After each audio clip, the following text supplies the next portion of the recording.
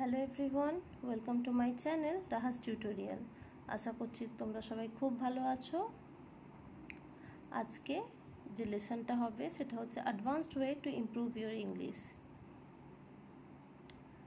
আচ্ছা, আজকে তোমাদের কিছু প্রশ্ন করছি প্রথমেই। Okay, do you cut your own hair? Do you repair your own car? মানে কি তুমি নিজের চুল নিজে কাটো বা তুমি নিজের কার কি নিজে রিপেয়ার করো?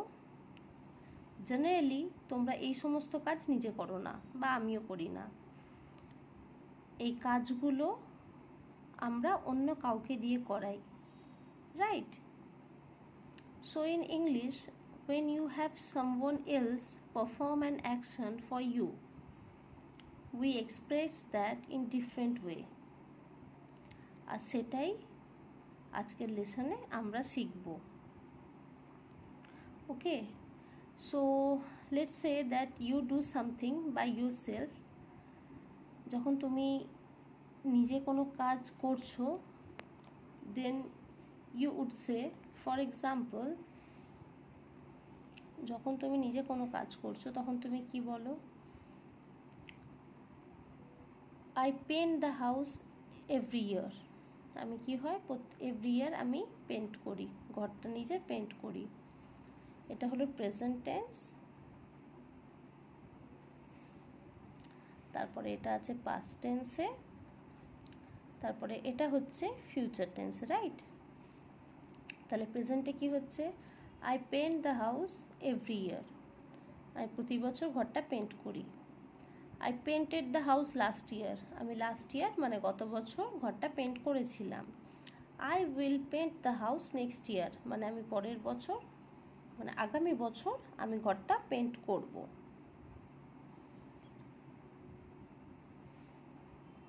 বাট যখন তুমি নিজে এই কাজটা করো না, অন্য কেউ তোমার জন্য এই কাজটা করে, ঠিক আছে? ধরে নাও you hire a painter and he or she does the work for you, তখন তোমরা কি বলবে?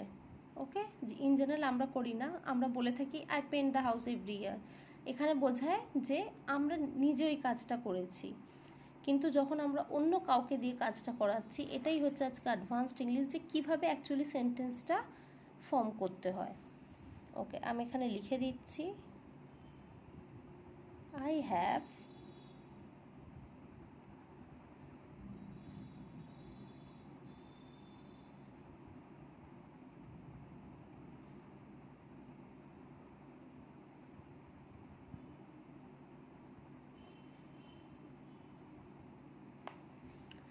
I have the house painted every year.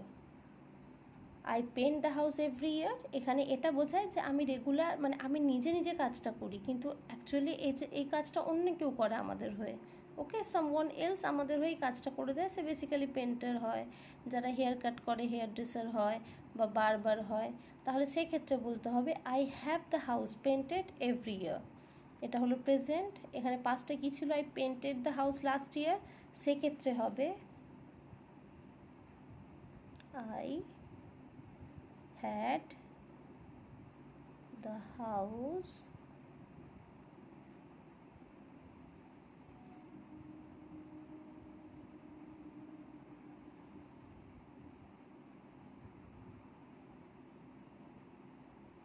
painted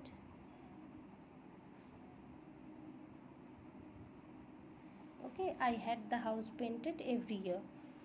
এবার ফিউচারের ক্ষেত্রে কি হবে? I will paint the house next year. সেটা হবে আই উইল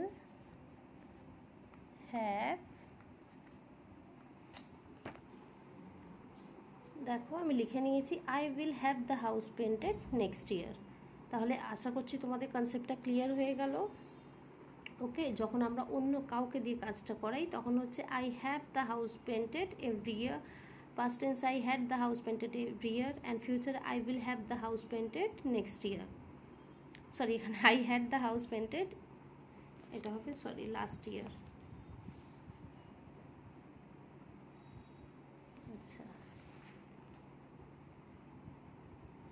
ওকে, এখানে আমি তোমাদের একটা কথা বলি, আমার ভিডিও যদি তোমাদের ভালো লাগে প্লিজ লাইক করো, শেয়ার করো, আর যারা সাবস্ক্রাইব করোনি সাবস্ক্রাইব করে নাও, and don't forget to hit the bell icon so you never miss a learning moment.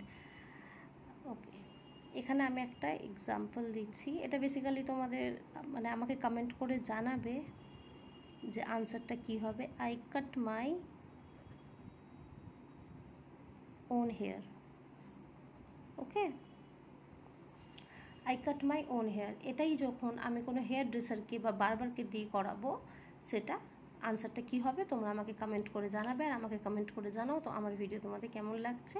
Thank you, কালকে আসছি নতুন ভিডিও নিয়ে।